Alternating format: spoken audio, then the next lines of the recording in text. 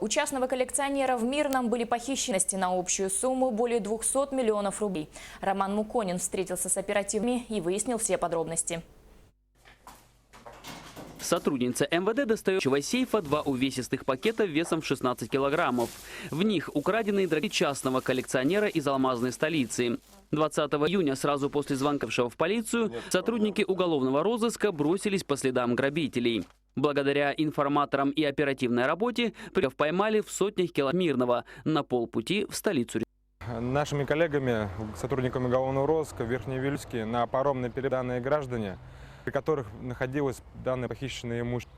После чего на следующий день нами была инициирована поездка, служебная командировка с выездом в село Верхневильск для доставления данных граждан в город Мирный для проведения с ними следственных оперативных мероприятий. По приезду в город Мирный они показали, где находился данный сейф, где они его вскрывали, и после чего данный сейф был обнаружен, а также в данном сейфе была обнаружена часть похищенного из ювелирных изделий, которые они не смогли забрать.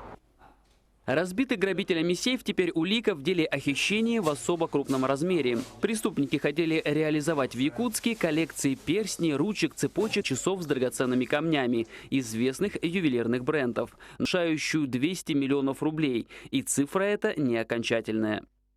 В настоящее время принимаются меры по установлению перечня похищенного имущества, но по предварительной информации ничего не успели реализовать, были задержаны сотрудниками МВД.